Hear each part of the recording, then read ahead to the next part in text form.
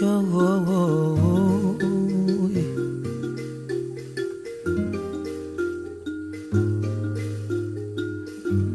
mbote na yo moto zana boyebi yango na ye poyo kabelanga luba. Amis de la culture, passionnés de belles lettres, bonsoir et bienvenue une fois de plus à ce énième numéro de Pensée congolaise. C'est avec toujours ce même plaisir que nous avons eu l'habitude de vous présenter cette émission, cette chronique littéraire. Et ce soir, Pensée congolaise a un réel plaisir de recevoir pour vous sur son plateau un invité de marque, un auteur aussi particulier en son genre, qui nous vient avec un ouvrage aussi combien intéressant intitulé « Les développements régionaux en République démocratique du Congo de 60 à 97, l'exemple du Kwango Kwilo. » Et l'invité n'est nul autre que M. Jean-Claude Machini, à qui nous disons bonsoir. Bonsoir, monsieur le journaliste. Monsieur Jean-Claude Machini, vous venez avec cette publication très récente, puisque le développement régional en République démocratique du Congo de 60 à 97 vient d'être publié aux éditions L'Harmattan, et plus précisément dans la collection Études africaines, c'est en 2013. Et comme ça, nous vous recevons pour cette publication. Nous allons échanger autour de cet ouvrage de plus de 200 pages, je dirais même plus de 300 pages, si on doit prendre la bibliographie et l'appendice. Et pour vous présenter, on peut lire ce qui est écrit à la 4e de couverture de cet ouvrage. Vous êtes né dans le Kwilu, au Congo, ex-Zaïre, docteur en sciences géographiques à l'Université libre de Belgique, ULB. Vous êtes professeur d'université à l'Université pédagogique nationale de Kinshasa. Et de 2007 à 2012, vous êtes directeur de cabinet adjoint du Premier ministre chargé des questions politiques, diplomatiques et sociales. Vous êtes également aussi coordonnateur national du programme de gouvernance NUD en RD Congo. Je pense que c'est ce qu'on peut retenir de vous. C'est tout à fait complet. Mais en tout cas, rebonsoir. Pensée congolaise, œuvre littéraire, voilà deux circonstances qui nous permettent de nous réunir ici. Évidemment. En tant que Congolais, vous avez dit je suis né dans le Kwilu, quelque part dans le Kwango Kwilu. Je suis Congolais, je suis penseur, je suis chercheur. Je vous apporte ici une œuvre, vous avez dit que ça venait de sortir, c'est vrai. C'est une œuvre récente que l'on a baptisée par le président du Sénat, l'honorable Kengo Adondo, le 25 juin de 2013. Mais l'ouvrage est sorti aux éditions de l'Harmattan dès le mois de février 2013. J'en ai déjà fait l'une ou l'autre présentation, mais avec vous, je pense que nous allons creuser la problématique pour pouvoir montrer à nos auditeurs, à nos compatriotes, que les Congolais que nous sommes conscients des problèmes qui nous préoccupent. Et ces problèmes, pour l'instant, même si tout le monde s'acharne à penser que nous devons aller vers un débat démocratique sur les questions de cohésion nationale, mais j'ai toujours dit, à l'orée de l'écriture de ce livre, que le débat fondamental que nous devrions faire pour notre pays, c'est un débat lié aux préoccupations du développement. Et le développement ici, vous allez bien le voir, je ne veux pas blabloter sur le terme développement dans le sens philosophique du terme, mais il s'agit du développement des territoires congolais. C'est pour cela que le titre de mon livre, c'est le développement régional. Une petite anecdote, peut-être que vous en viendriez. Quand j'ai passé ici pour venir à l'émission, un de vos responsables me dit « Oui, professeur, je vous connais bien. J'espère que vous ne faites pas le lit de la balkanisation. » Nous allons voir dans votre émission, j'imagine qu'il n'est point question de balkanisation. Déjà, vers la fin de l'ouvrage, quand j'évoque les réflexions politiques, j'ai dit qu'en tant que nationaliste, j'épouse une politique nationale de développement, mais dans le titre de l'ouvrage, c'est peut-être pour ça qu'il parlait de balkanisation, je prends l'exemple du Kwango Kwilu comme un cadre géographique, un cadre de réflexion, un exemple scientifique en vue de creuser cet exemple et de dessiner les perspectives de développement pour le Congo dans son ensemble. Donc il y a point question d'évoquer, ne fût-ce qu'un seul instant, l'idée d'effleurer, j'allais dire, l'idée de balkanisation. D'accord. Merci beaucoup pour cette belle introduction, cher professeur. Et donc, parlons de ces livres, les développements régionaux en RDC de 1960 à 1997. Une question qui revient toujours en primaire dans cette émission, et nous vous l'accordons comme ça dans quelques secondes. Si vous pouvez comme ça nous raconter laconiquement, sinon, la genèse de ces livres. Très bien. C'est une genèse qui remonte à plusieurs années maintenant. Le livre, si vous l'avez parcouru, vous allez sentir qu'il y a deux dynamiques qui traversent le livre. D'une part, une assise scientifique, c'est plein de réflexions, plein de références, plein de cartes, parce que c'est aussi un livre de géographie, parce que la recherche qui a fait aboutir à l'écriture de ce livre, c'est une recherche scientifique, une recherche doctorale, dont la genèse, elle est à retrouver à la fin des années 90, quand j'ai présenté une étude similaire sur les stratégies de développement dans le Kwango-Kwilu. Mais il y a ceci d'intéressant, c'est que ce soubassement scientifique a été renforcé par la conviction politique que j'ai, celle de dire notre pays doit être bien géré en ce qui concerne les matières de développement. Et il se trouve que j'ai eu le bonheur d'être pendant près de 5 ans directeur de cabinet adjoint chargé des questions politiques, notamment parce que le développement, la décentralisation, l'encadrement des provinces, tout ça, c'est politique. Donc au départ de cette genèse scientifique, je suis arrivé à avoir une expérience sur le terrain qui a fait que la fin de ce livre, même si elle peut paraître problématique parce que je soulève des questions de fond en ce qui concerne l'encadrement du processus de développement, ça nous permet, à ce que je sache, d'être utile à notre pays en proposant des pistes d'encadrement de la question du développement. Nous en viendrons. Question de développement, mais vous prenez ici en exemple le Kwango-Kwilu. Tout à fait. À la 23e page, vous présentez cet espace, cette région, en écrivant ceci. L'espace Kwango-Kwilu, région géographique du sud-ouest du Congo ex-Zaïre, peut être rangé dans la catégorie des régions particulièrement pauvres, qui l'on qualifie de dépression régionale. On note que leur évolution socio-économique est moins favorable ou plus défavorable que celle qui peut être considérée comme la moyenne nationale.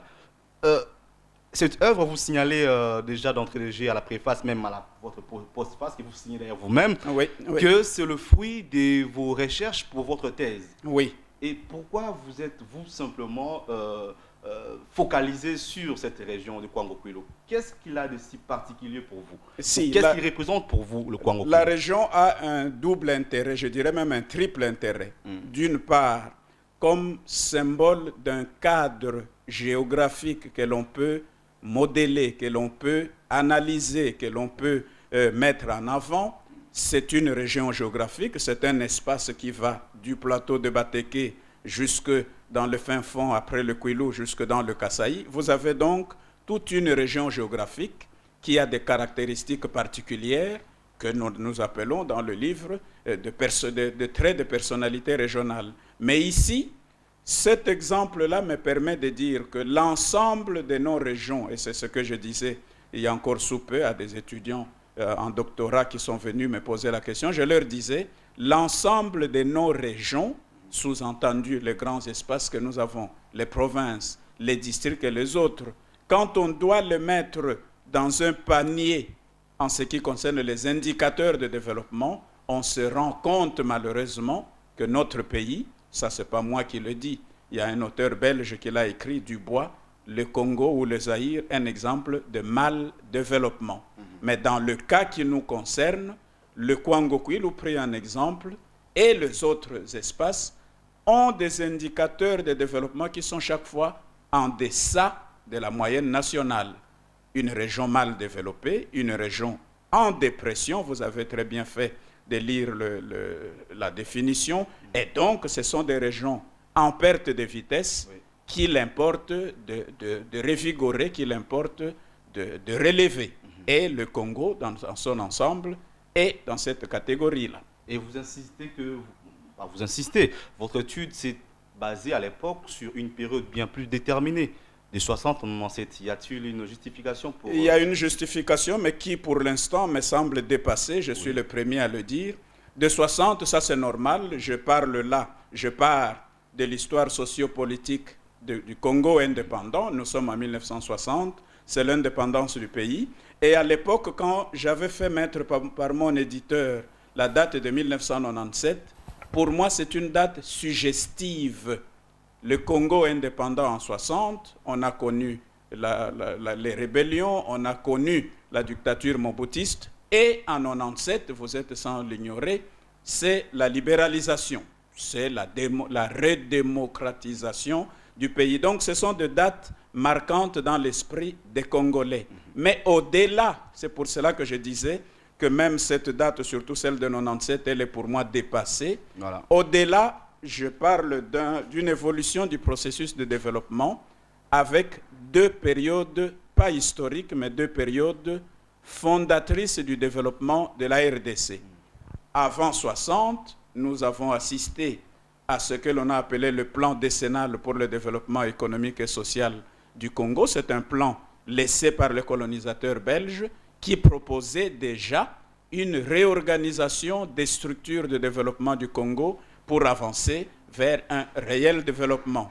Mais puis, de nos jours, et c'est pour cela que vous voyez que quand je termine mon livre par la problématique de la décentralisation, oui, jusqu'en 2013, oui, cette problématique est encore actuelle. Donc ne nous fions pas sur la datation qui est sur l'ouvrage. Ce n'est pas un livre d'histoire coloniale ou post-coloniale, mais c'est un livre qui étudie les encadrements. Et ici, encadrement pré-indépendance, c'est le plan décennal, et encadrement post-période moboutiste, c'est la période actuelle dans laquelle nous nous trouvons. D'accord, donc merci. Ce sont les deux périodes, et je m'excuse de vous couper, ça me permet dans ce livre de voir période par période quelle a été la vision du développement.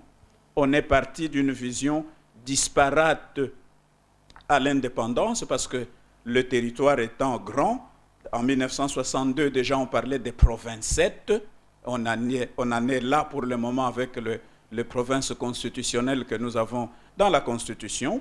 Mobutu a essayé de restructurer ce qu'il appelait l'effort national du développement, mais là, la critique sur le plan territorial, c'est que l'on assiste à un saupoudrage, ici et là, de matières de développement, sans que ça ne soit un développement territorial homogène.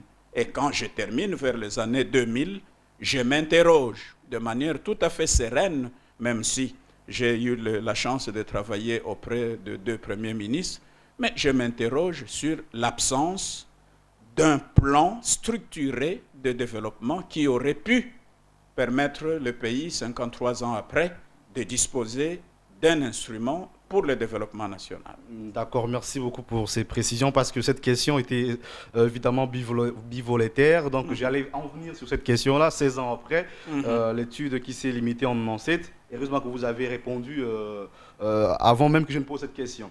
Et donc, il y a un autre point qui m'a un peu retenu dans ce livre. Vous écrivez sur l'observation d'un auteur, Lacoste, qui a écrit, vous êtes à la page 227, que l'efficacité de l'État, sa puissance géopolitique, entre parenthèses, et l'affirmation territoriale des régions restent instables en Afrique noire. Et cet auteur l'écrivait en 92.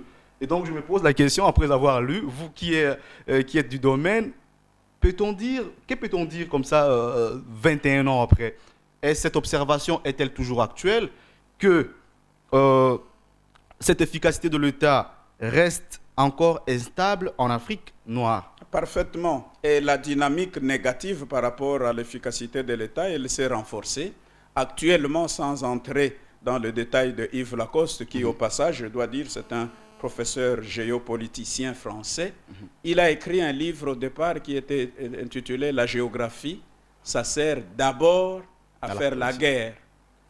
Et moi, dans mon ouvrage, quand j'ai terminé dans ma postface, vous écrivez que la géographie, ça sert aussi à faire la politique. Aussi à faire de la politique, c'est-à-dire quoi? Nous avons un cadre territorial, le Congo ex-Zaïre, qu'il faut développer. Pour développer ce cadre, la politique de la décentralisation, notamment comme pilier de développement à la base, ne suffit pas. Il faut connaître les espaces, il faut connaître les territoires, d'où l'étude que j'ai creusée. Mais quand Yves Lacoste dit qu'il y a instabilité, actuellement, dans tout le pays de l'Afrique noire, nous assistons à ce que l'on appelle une période des incertitudes.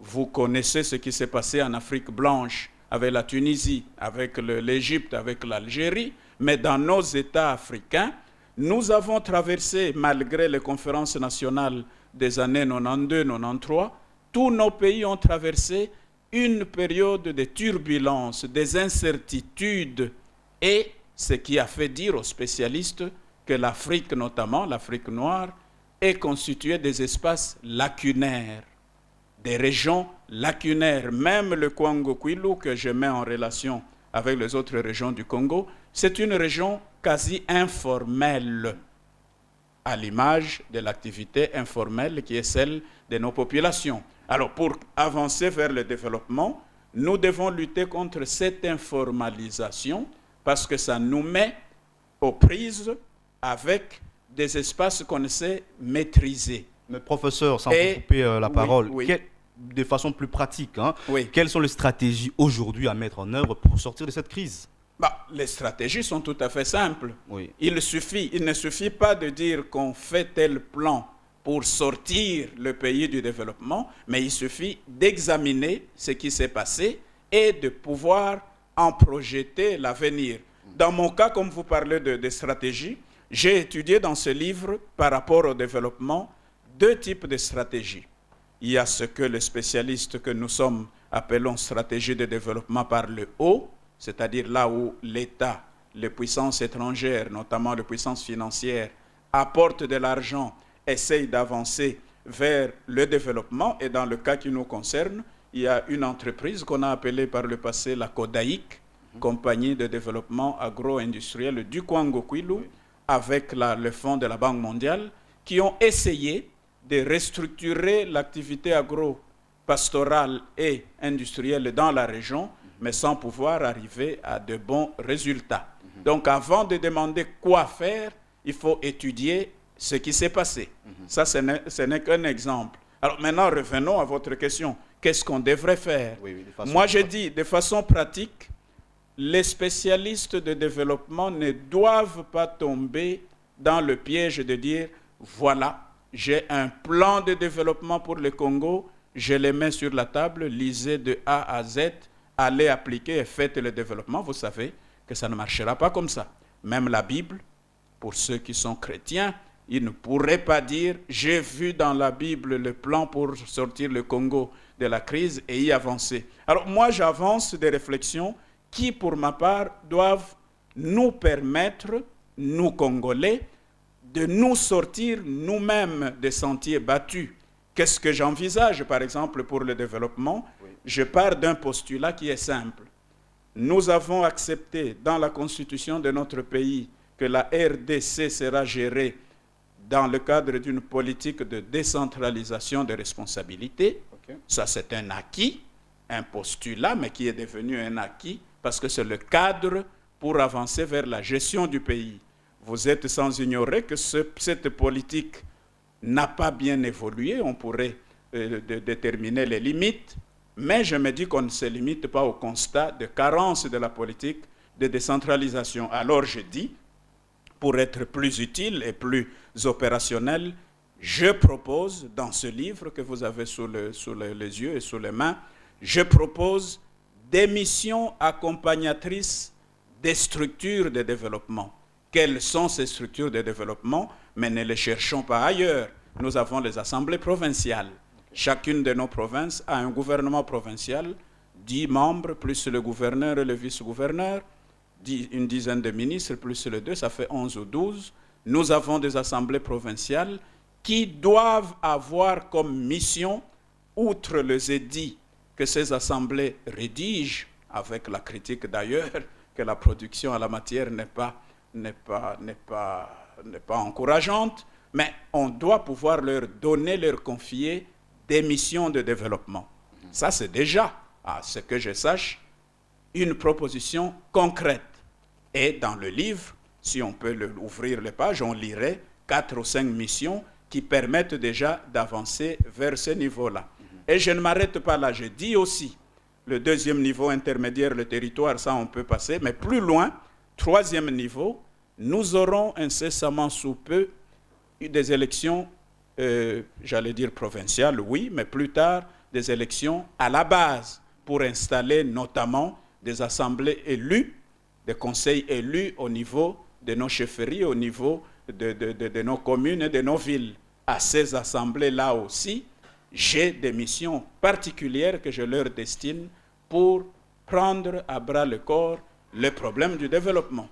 Donc, je réponds en résumé, après une dizaine de minutes de philosophie, je réponds en disant, ici il s'agit d'un plan précis, dans la mesure où ce plan est précis, parce qu'il retrace un canevas des interventions en matière de développement. Ne me demandez pas de produire, à la place de l'Assemblée nationale ou du gouvernement congolais, un plan opérationnel de développement du pays. Ça, ce n'est pas, à ce que je sache, de ma compétence. Entre les lignes, donc, peut donc vous lire et vous comprendre que vous n'êtes pas aussi vraiment prénom pour les plans sur la décentralisation de la manière dont elle s'est faite.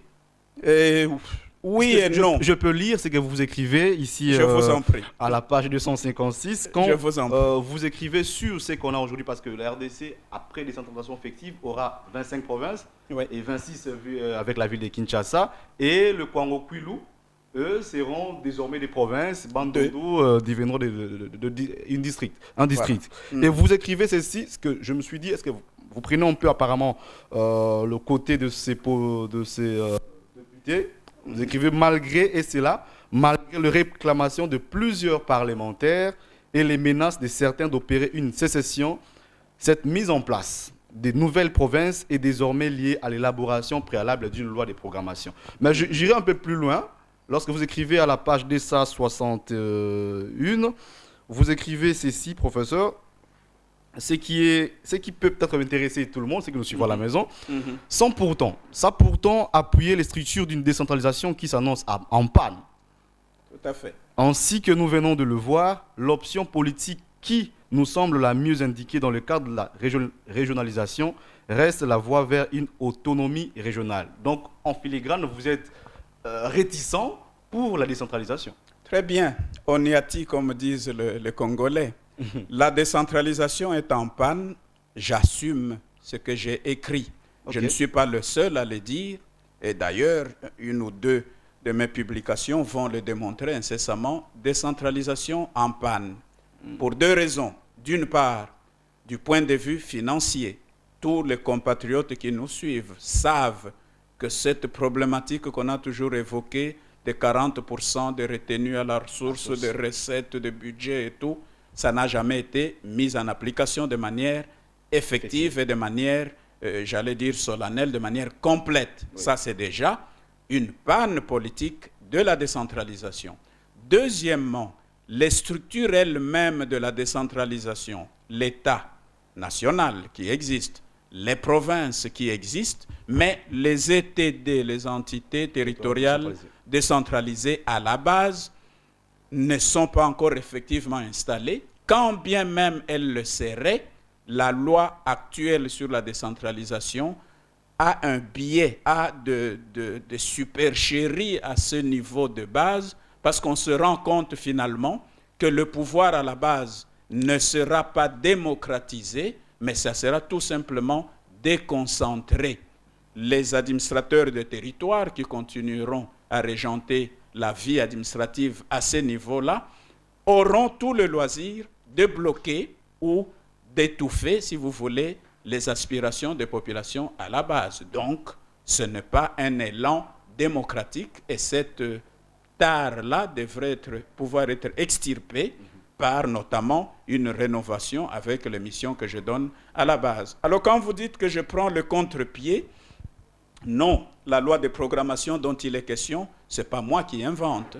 À la révision constitutionnelle du 20 janvier 2011, on a modifié la constitution du 18 février 2006 en ajoutant un article. Et là, je dois saluer cette initiative. C'était une précaution intelligente de dire à la place de créer de facto, on les a déjà créés dans la constitution, mais de les installer tout de suite, les 25 provinces, allons mollo par une loi de programmation qui programmera telle période, telle ou telle province, telle autre période, telle ou telle autre, et in fine, je ne sais pas quand, on arriverait à ces 25 ou 26 provinces, y compris la ville de Kinshasa. Monsieur le Donc, professeur. permettez-moi de dire, et ça j'insiste bien, je ne suis pas à contre-courant de la décentralisation parce que je voudrais autre chose que la décentralisation. J'ai dit, je veux qu'on accompagne la décentralisation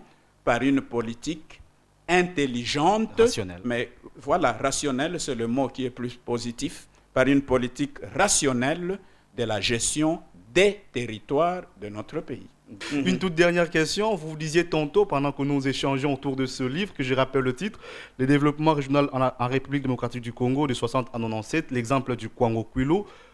Professeur Machini, vous êtes aussi géographe. Et Oui. vous disiez tantôt, j'allais le signaler, que la géographie, c'est aussi faire de la politique. Oui. Et tout à vous fait. avez été dans la politique pendant 5 ans, au mandat passé du Premier ministre Adolphe Muzitu. Oui. Aujourd'hui, vous êtes enseignant à l'EPN. Quel regard avez-vous sur la politique actuelle, les dirigeants actuels? Une question intelligente. Je ne peux pas avoir un regard sur les dirigeants actuels, mais j'ai un regard sur la politique actuelle de notre pays. Ce regard, je ne veux pas vendre mes plans de publication, mais vous serez surpris de voir que sous peu, un livre écrit de mes mains va paraître qui jette un regard. Mais là, pour être constructif et pour accompagner aussi notre pays, je donne un regard en interrogeant le passé récent, qu'est-ce que nous avons fait dans nos institutions et qu'est-ce qu'il convient de faire. La critique des personnes ne nous intéresse pas. Et quand vous dites que j'étais en politique, que je suis maintenant un peu en retrait, mais non. Je suis encore un acteur politique de notre pays. Je ne sais pas si je dois citer mon parti politique, mais ça doit se lire dans tout ce que j'ai dit au début sur le nationalisme, sur la cohésion nationale. Je suis un acteur militant dans mon parti politique et ensemble, dans le cadre de mon parti, nous sommes vigilants à tout ce qui touche aux intérêts bien compris de la population congolaise. Merci beaucoup, professeur Machini. Un ouvrage contre le mal développement des espaces africains, c'est vraiment votre ouvrage que nous félicitons et que nous recommandons à ceux qui nous ont suivis pour courir l'acheter. Mais comment faire pour l'acheter? Où trouver cet ouvrage? Très bien, mais je devrais d'abord vous féliciter. Vous êtes un de rares qui semble avoir bien lu l'ouvrage et toutes les phrases que vous avez épinglées sont des phrases qui devraient permettre à l'écrivain que je suis, au professeur que je suis, de faire passer le message au plus grand nombre. Merci. Où le trouver? Pour l'instant, j'ai fait un déposit de cet ouvrage au Centre Wallonie-Bruxelles. Et pour ceux qui peuvent vous contacter, j'ai encore dans mon bureau une vingtaine d'exemplaires que nous pourrions écouler au bénéfice ou si possible, de votre propre numéro ou le numéro de votre collaborateur pour vous joindre directement. Est-ce possible? Je ne l'ai pas en tête, mais qu'on passe par vous, ça serait plus facile. D'accord, voilà, chers téléspectateurs, passez par nous. Le numéro est affiché au bas de vos petits écrans, mais aussi notre adresse email. Écrivez-nous, contactez-nous pour pouvoir vous enquérir de cet ouvrage magnifique, très intéressant, sur le développement régional en République démocratique du Congo de 1960 à 1997, l'exemple du Kwango Kwilu. Le livre est signé par l'auteur Jean-Claude Machini, que nous avons reçu sur ces plateaux. Merci beaucoup, monsieur Machini, d'avoir été notre invité sur Pensée Congolaise. Merci beaucoup et bonne soirée encore. Voilà, donc ça n'est fini pour ce soir. Nous vous prenons rendez-vous la fois prochaine, toujours à la même heure, jeudi 20h30. La rediffusion de cette émission, vous l'aurez demain, vendredi à 11h15. Et si vous êtes aussi auteur, vous avez des publications, n'hésitez pas de nous contacter au numéro affiché au bas de vos petits écrans et nous vous recevrons avec le même plaisir pour une émission dans Pensée Congolaise. D'ici là, portez-vous bien et donc très bonne lecture chez vous. Merci.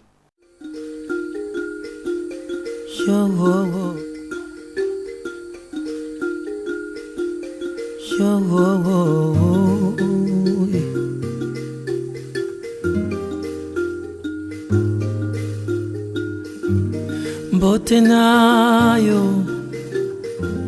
moto zana boyebi yango na ye po yo kabelanga